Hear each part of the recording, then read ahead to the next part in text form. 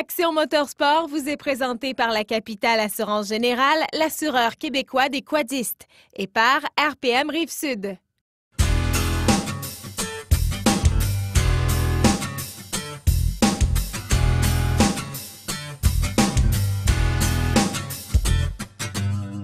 Salut à tous, bienvenue à Action Motorsport. On débute la nouvelle saison en force. D'ailleurs, on salue nos cousins français qui nous suivent sur la chaîne YouTube qu'on a.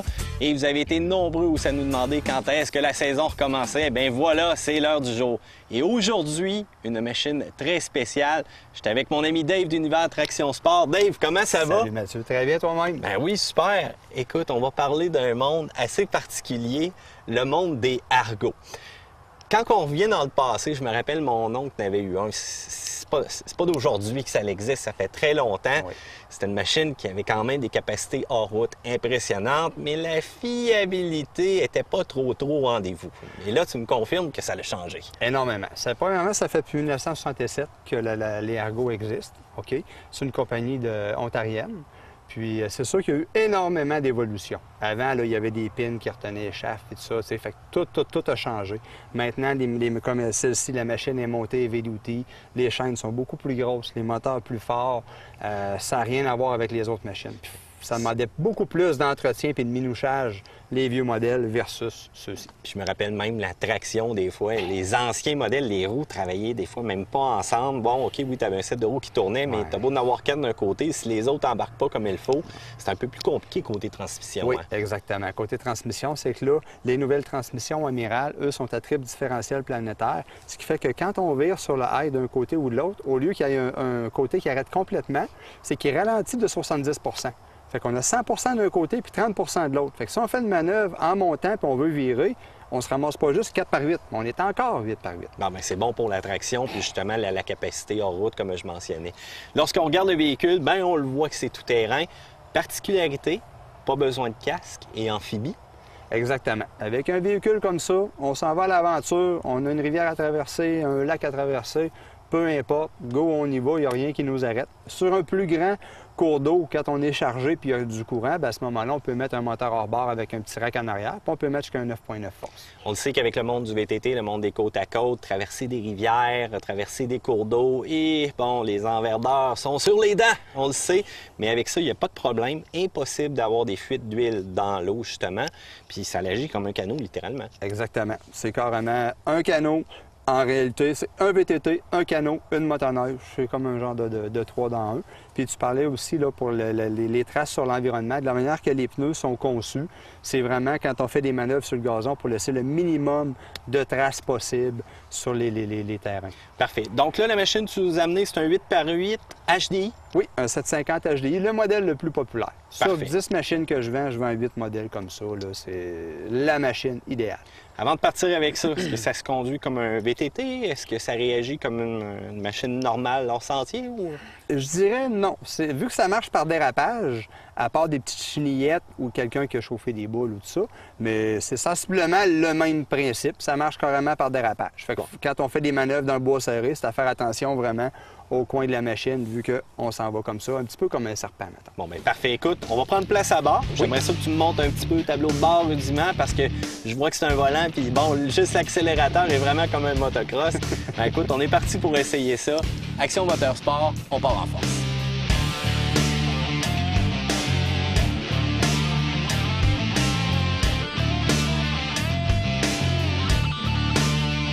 Dave, la première chose que je remarque sur le volant, j'ai pas le même débattement. Quand je tourne, ça tourne très peu. Donc, c'est vraiment particulier pour ça, là. Oui, exactement. On a juste à maintenir une petite pression, ce qui fait que ça va pousser sur des mètres cylindres. Puis là, bien, ça vient virer d'un côté ou de l'autre. Le frein est bien standard, comme une moto, puis le point d'accélérateur, là... On a vraiment l'embrayage, le high, le low. Donc, je présume que quand je mets sur le low, c'est pour tracter, pour tirer une grosse charge? Contrairement à ce que toutes les gens pensent, malheureusement, non. OK. Le low, on s'en sert seulement, c'est quand on est sur le low, la transmission travaille, qu'il y a 4 roues qui avancent, 4 roues qui reculent. OK. Donc, ça nous permet de faire des manœuvres dans un endroit très restreint. On est dans le bois, il y a des arbres partout, on est serré, il faut se revirer. on se met sur le lot. Donc, ça ne change absolument rien sur l'embrayage, sur la vitesse maximale ou encore sur les capacités de charge, ce petit levier-là. Exactement. On travaille, on tire quelqu'un, peu importe, tout le temps sur le high. Au niveau des switches, c'est très standard, mais je remarque un commutateur assez spécial. Le deuxième ici, il y a comme un logo, donc avec une sortie. C'est quoi celui-là? Si nous arrive une bad luck, on a oublié de mettre les plugs en arrière, on s'en va dans l'eau, bien à ce moment-là, il y a une pompe de cale pour évacuer l'eau. OK, donc je l'enclenche, c'est parti, puis ça permet justement à rester en flottaison et non que l'argot devienne plein d'eau et cale. Exactement. C'est le même principe qu'un bateau. C'est sûr que là, ça rentre 2 fois plus que ça sort, donc il faut quand même aller sur le bord là, rapidement. Parfait. Le reste, l'indicateur, c'est quand même assez standard. EFI, donc on voit justement le fameux bouton check engine ou autre qui va s'allumer. Tous les témoins de l'air correct. Témoin électrique. On est parti, oui! Parfait. Puis le gaz, ah oui, c'est vrai, position avant. Exactement. Et voilà. On part. On est prêt à partir. Et voilà, c'est parti. Ça brasse un peu plus qu'un 4 roues standard. Ouais. Il n'y a pas de suspension, faut pas oublier ça.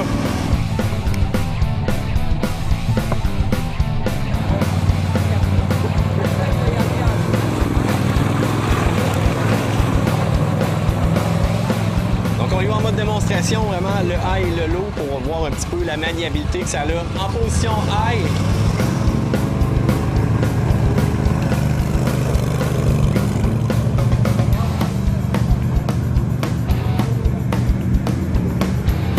Je suis quasiment mieux de faire ma manœuvre. Je suis quasiment mieux de faire ma manœuvre en 3 points. C'est vraiment mon amorce, je me place dans le virage, je corrige au besoin, une petite pour la finale. Exactement. Peut-être 2, là aussi, ça serait peut-être aussi mieux, mais c'est vraiment particulier. Donc, en mode low, là, c'est là que les roues vont être totalement inversées. Oui, exactement. OK, on réessaye ça. Le rayon de braquage beaucoup plus court. Oui, effectivement. Là, je peux faire vraiment d'un seul coup la manœuvre.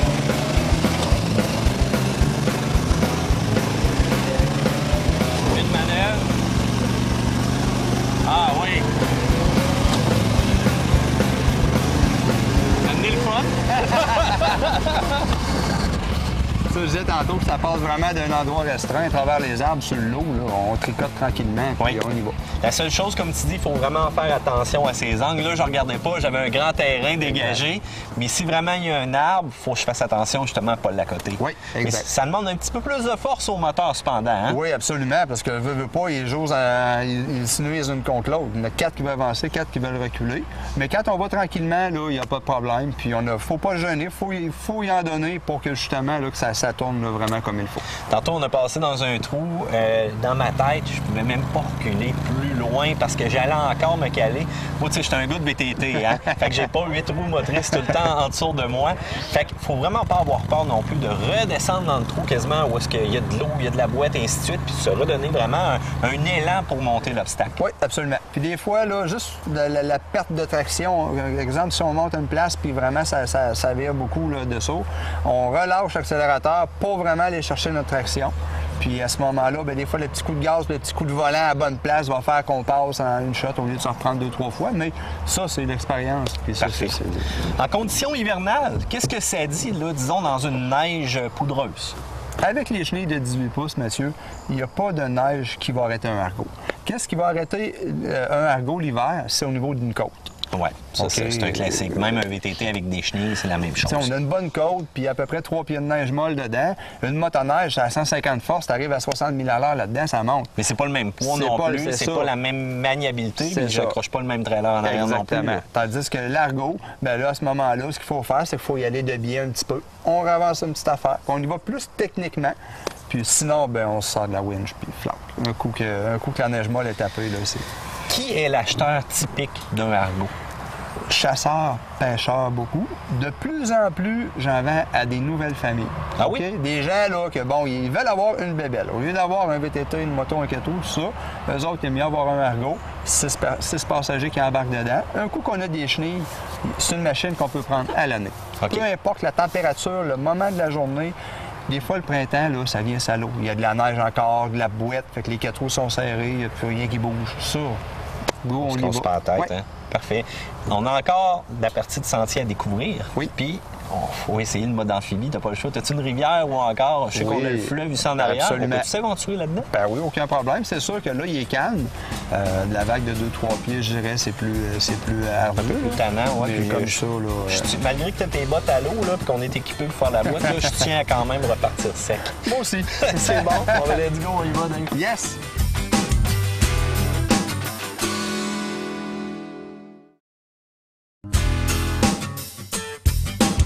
L'essai de la semaine vous est présenté par Univers Traction Sport. Évadez-vous à bord de l'un de nos véhicules.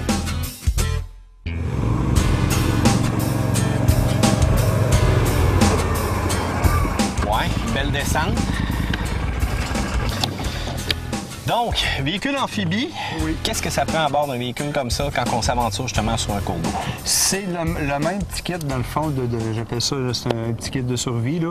Ce qui veut dire une rame, ça prend un sifflet, ça prend une corde avec un écumoire, puis évidemment, ben, les vestes de sauvetage. Là, c'est considéré comme une chaloupe. Parfait. On n'a pas le choix. Pas le choix, puis on est quand même assez chanceux. Tu nous as amené tout ce qu'on a de besoin. Là, je regarde ça, la descente est directe dans le fleuve. On est quand même assez chanceux parce qu'il n'y a pas trop de vagues présentement aujourd'hui. Donc, on s'entend dans un terrain un petit peu plus hostile ou encore où est-ce que ça brasserait plus. Je m'aventurerais peut-être plus ou moins, je te dirais. Dans les boutons de 3 pieds, là, je te dirais que je t'aurais pas offert d'aller faire un tour. Ouais, Dave, je pense que je l'ajusterai pas. Là, on va faire une petite drop de 5 minutes, sinon je vais perdre le souffle. Je vais laisser faire la dernière attache. Là, je vais dans l'eau de même comme ça. Let's go! C'est parti!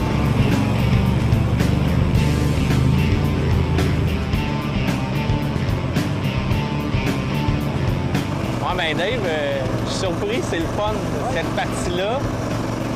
D'arriver dans l'eau, pas se casser la tête. Vraiment, là. Le stock est à l'abri, tout est à l'abri.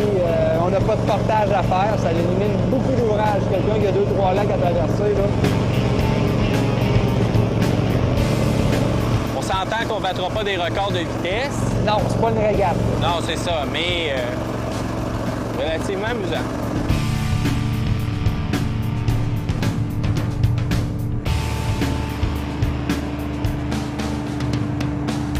Si je fais un petit peu plus de traction aussi dans l'eau, je remarquais, j'ai juste à aller sur un rocher, puis voilà, pas de casse-tête.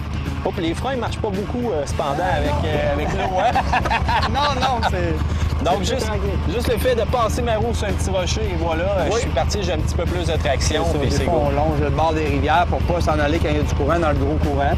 Fait qu'à ce moment-là, on fait juste longer là, pour aller chercher un peu de traction, puis ça va bien. Parfait. Si je veux faire un demi-tour, Hilo, ça change quelque chose? Oui. Oui, on va y aller, voir. C'est parti.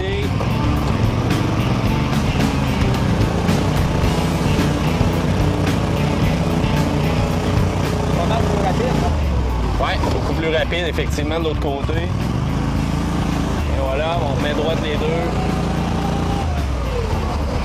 Et voilà.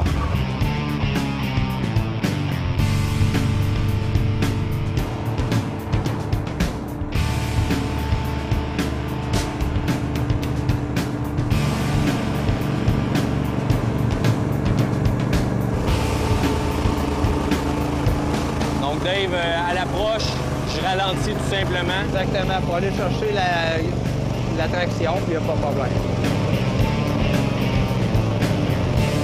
Ouais, je la sens, et voilà.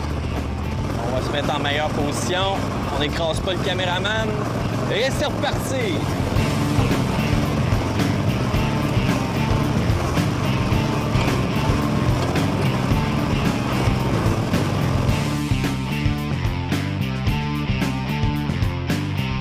On a vu le modèle le plus populaire à l'essai. Dave, cependant, il y en a beaucoup d'autres aussi qui sont disponibles dans la gamme Argo. Premièrement, le beau modèle commercial qui est ici présentement, totalement différent pour le tableau de bord, mais mécaniquement, c'est la même chose. Oui, moteur transmission, c'est la même chose. C'est sûr qu'au niveau du frame, il est bâti beaucoup plus solide. Il y a des extensions de bearing aux 8 trous, 8 leurres de chaîne automatique, les benders de chaîne double. Ça, c'est vraiment... Il demande un petit peu moins d'entretien que l'autre modèle. Puis c'est sûr que côté robustesse, c'est vraiment fait pour travailler fort, sortir du bois, vraiment d'un tour d'hydro, tout ça, c'est vraiment fait pour travailler très fort. Petite particularité, justement, ici, là, vraiment le contrôle qui permet de se déplacer, tout simplement, de le passer du côté gauche à droite. vraiment facilement. Oui, exactement. On n'a pas besoin à ce moment-là de se déplacer sur le banc. On a juste à tasser vraiment la petite planche qu'il y a là. Puis après ça, on tasse le volant. Après ça, on vient rebloquer ça là. Puis le tour est joué. Idéal quand tu te promènes à plusieurs personnes, tu veux passer le volant de l'autre côté ou encore tu préfères tout simplement être assis au milieu. Oui, exactement. Ou d'un endroit restreint. Des fois, il faut regarder à gauche parce qu'on n'a pas beaucoup de place. On déplace le volant à gauche puis on est capable de faire notre manœuvre. L'autre aspect mécanique bien intéressant que tu me parlais aussi, vraiment au niveau des bearings, l'entraînement aussi, juste à rouvrir, je vois tout de suite que les chaînes sont beaucoup plus grosses aussi que l'autre modèle. Oui, au lieu d'avoir de la 65, c'est de la 65, mais au lieu d'être de la standard, ça c'est la HD. OK. Puis on voit que tous les essieux, les bearings, tout est déjà dans l'huile. Fait qu'on évite le graissage à toutes les 20 heures. Tout se fait vraiment, là, tout est déjà dans l'huile, tout baigne dans l'huile. Ici, les benders de chaîne double. Puis, on a un système de huileur de chaîne automatique. Fait qu'on se casse pas la tête, mes chaînes sont-tu agressées ou pas. Il se fait automatique. Si des fois on veut en mettre plus un peu, on a un piton manuellement que là, on peut y en donner plus constant. Donc, tant qu'on a de l'huile aussi dans la bolle en avant, pas de problématique, pas d'entretien. Exact. Ça, c'est vraiment une machine, cependant, avec laquelle on va travailler à chaque jour, puis qui va demander, comment je te dirais, le minimum d'entretien, une fiabilité. Là. Exactement. Les gars, bien souvent, s'en vont loin dans le bois, sont pognés dans les rivières ou tout ça. Fait que ça prend une machine qui est hyper fiable. Puis bien souvent, c'est monsieur tout le monde qui conduit ça quand c'est des compagnies. Ils font peut-être pas attention que ça serait ma machine ou ta machine. Fait qu'à ce moment-là, ça se fait bardasser un petit peu plus. Ça, c'est l'idéal. Côté hors-route, cependant, le modèle est un petit peu plus lourd. C'est peut-être pas à son avantage, mais quand ça vient le temps de tracter, cependant, là, n'importe quelle charge en arrière ne nous emportera pas là, dans le sentier qu'on est. Exactement. Le poids devient un avantage quand on travaille. Petite machine pour s'amuser, tout ça, les gens vont prendre le 750 HDI. Et Parfait. quand on parle de travail robustesse, le XTI, c'est génial. D'autres modèles dans la gamme, on parle des 6x6. Oui, on peut parler d'un petit 6x6 frontière. Après ça, on va dans le 650 6x6. On peut avoir le même modèle que le 650 6x6, mais dans le frontière 8x8, Parfait. qui est un petit moteur qui va très bien, un 23 forces là, qui va très bien. Donc, la gamme est quand même assez large. Argo, il y a du choix en masse selon les besoins qu'on a. Oui. La question, Dave, je regardais les pneus d'origine. Ouais. Moi, en tout cas, un gars qui fait de la boîte un peu, je trouve ça un petit peu standard. Ça glisse pas mal. Mais je pense que tu as quelque chose pour moi pour répondre justement à mon besoin particulier. Un gars comme toi, Mathieu, là, vraiment, là, le pneu Aquatorque, contrairement à son nom, dans l'eau, ils disent Aquatorque, mais dans l'eau, il est moins bon que le pneu d'origine. Trop de palettes, peut-être? Trop agressif, c'est qu'au lieu de nager, il va juste plutôt taper tout le temps. OK. Mais Par contre, la boue, là, dans la incroyable. boîte, c'est des tourbières quand la terre est vraiment mouillée, tout ça, là, c'est excellent comme pneu. Puis ce qui est le fun, c'est que ce pneu-là, quand il est rempli de boue, on donne juste un petit coup d'accélérateur, on avance de 2 pieds, Ça se flat, nettoie, il est vide. hein. Ce que j'aime bien aussi, c'est vraiment la partie des palettes sur le côté. Quand Ouais. vraiment tu es creusé dans la boue, ça aussi, ça va t'aider à travailler puis à déplacer là, vraiment là, toute la sable, toute la roche, tous les objets, là, vraiment à se vider aussi d'une certaine manière après. Là. Oui. Puis l'autre avantage aussi, c'est que vu que les crampons sont dans le côté comme ça agressif, quand on est d'une roulière et on veut sortir, habituellement avec des pneus standards, une roulière peut-être de 8-10 pouces, on est pogné dedans. Avec ça, ce côté-là, l'autre côté, ils vont gruger chaque côté de la roulière, on sort où ce qu'on veut. Vraiment impressionnant, mais on oublie les chenilles, là, par exemple, avec ces pneus-là. Là. Exactement. Ben écoute, c'est pas grave. De toute façon, moi, l'attraction dans la boue, j'aime ça. Dave, merci beaucoup pour le petit tour de la gamme. C'est moi qui On va se revoir plus tard pour la conclusion.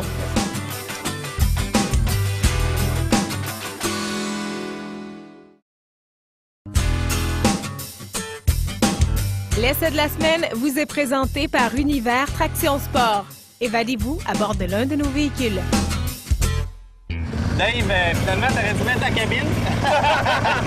Hey là, on y va d'un petit défi, OK? Il y a un trou pas mal plus intense. Fait que, écoute, on va sans doute rester pris, peut-être, mais t'es confiant? On s'essaye. OK, Moi, je suis confiant. Tranquillement, bon. là, d'après moi, on passe.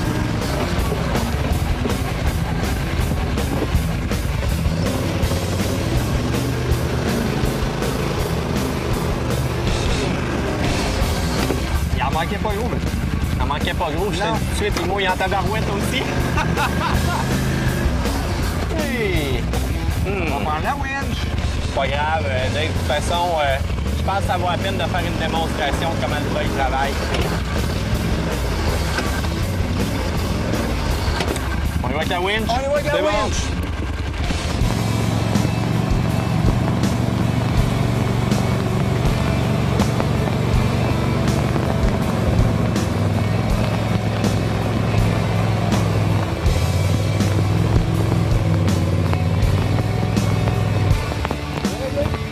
C'est bon. Ça prend un truc qui travaille très fort. Un peu plus gros que la normale, que les VTT, que les côte à côte. Ne veut pas le poids de la machine, mais ce qui l'aide énormément, c'est vraiment le courant aussi. Certains Argos vont avoir un alternateur pour pouvoir avoir encore plus d'équipement, un treuil en avant, en arrière. Ils vont pouvoir travailler à pleine capacité.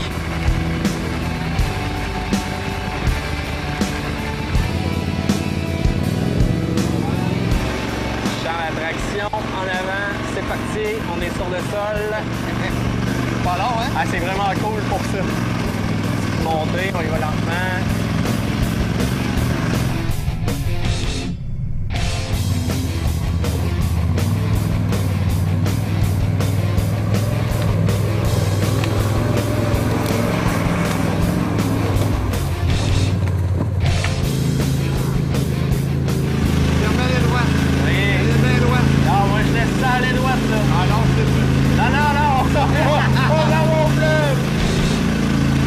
Vous savez à quel point j'aime la boue, hein? En tout cas, une chose est sûre, je suis servi aujourd'hui.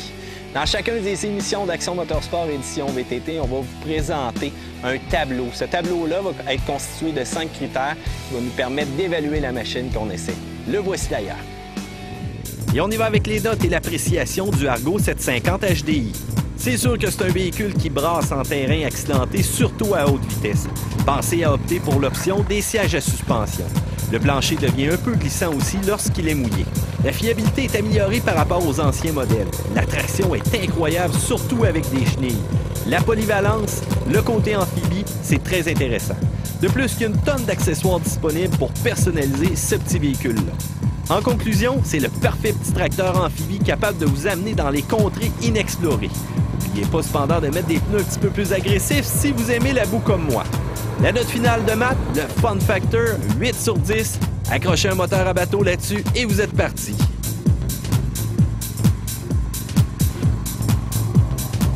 Je ne dirais pas qu'on commence pas en force cette année, que la barre sera pas haute pour les autres épisodes, mais dès une chose est sûre, la traction est monumentale. On a vu des éléments, là, écoute, on l'a vraiment poussé plus loin qu'il fallait.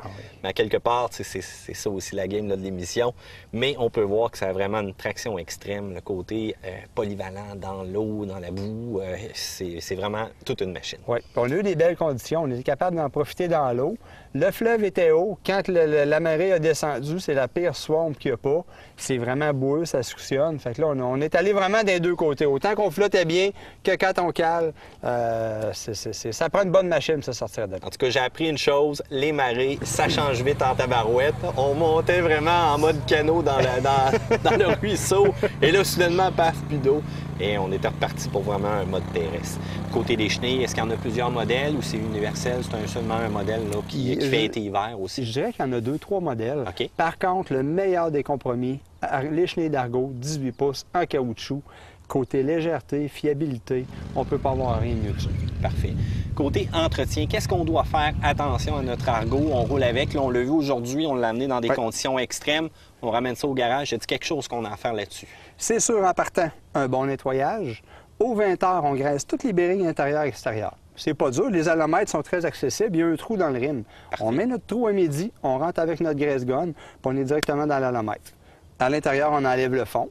Fait que les bearings intérieurs-extérieurs aux 20 heures, on graisse les chaînes aux 10 heures. Ça, c'est vraiment le gros de la job que quelqu'un a à faire pour prolonger la vie de ses chaînes. Quelqu'un qui graisse aux 30 heures, il ne brisera pas demain matin, mais il ne fera peut-être pas 600-700 heures avec les chaînes. Parfait. Il y a des communautés qui existent, des clubs d'Argo, des passionnés. Vous avez fait une sortie d'ailleurs dernièrement? Oui, avec le club Sentier 6x6. D'ailleurs, c'est un de mes clients, Claude, qui a organisé cette randonnée-là. C'est un des plus gros rassemblements. On était pas loin de 40 machines. Aïe, c'est 40 Argo au Mont-Radar, oui. Puis le Sentier 6x6, il organise des sorties, peut-être 8 à 10 sorties par année.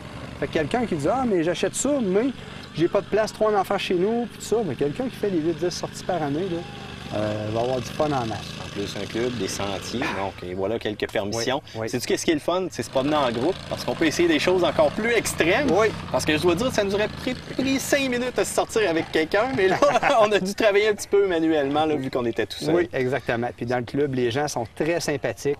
Fait que même ceux qui ont des Argo présentement, s'ils veulent taper là, sur Internet, c'est Sentier 6x6, allez voir un petit peu les renseignements, mais ils sont les bienvenus, c'est très plaisant. Parfait. Dave, tu as toute une équipe à ton garage. Vous êtes un des meilleurs vendeurs aussi, je pense, provincial de Argo, justement. Oui, on est dans le fond 2e dans les ventes pour la 2e année consécutive. Puis ça fait 3 ans, dans le fond, là, qu'on opère vraiment là, à temps plein. Fait que non, on est très fiers, j'ai une bonne équipe, puis en tout cas, on travaille fort pour que tout le monde soit content. Bon, mais des pièces, de l'expertise, des machines neuves, pas trop loin pour la garantie, on se casse pas la tête, puis on aime ça comme ça. Exactement. Dave, merci beaucoup. C'est moi qui tu lances la saison en grande action moteur-sport. Yes. Vraiment adoré la machine. Sérieusement, pour ceux-là qui recherchent quelque chose de différent, je pense qu'ils l'ont. Et regarde, c'est un vrai bateau, comme un vrai quad. Ça roule sur le sentier, ça va dans le sable, ça va partout et on aime ça. Exactement. Merci. Merci, Mathieu. Quant à moi, je vais aller prendre une douche. Non, pas encore. J'arrive pas tout de suite. Quant à nous, c'est déjà la fin d'Action Moteur-Sport.